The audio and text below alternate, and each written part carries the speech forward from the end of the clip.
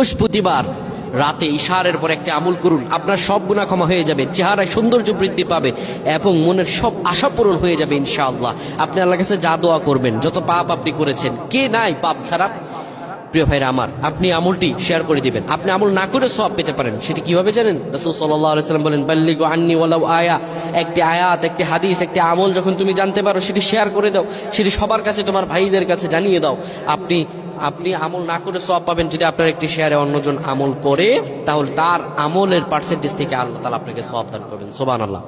বৃহস্পতিবার ইশার নামাজের পরে আপনি কিবলামুখী হয়ে যাবেন। রাসূলুল্লাহর শিখানো আমল, সে আমলটি হলো, নবীজি সাল্লাল্লাহু আলাইহি সাল্লাম বলেন, ইশারের পরে যে ব্যক্তি সূরাতুল মুলক তেলাওয়াত করবে, এই সূরাতুল মুলক তেলাওয়াত করার কারণে আল্লাহ রাব্বুল আলামিন তার গুনাহগুলো ক্ষমা করে দিবেন এবং কবরের মধ্যে তার আমলগুলো হবে একটা পাখির মতো হবে।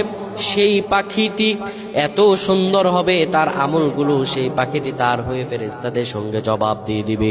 আমার আল্লাহ রাব্বুল আলামিন দয়া করে, মায়া করে তাকে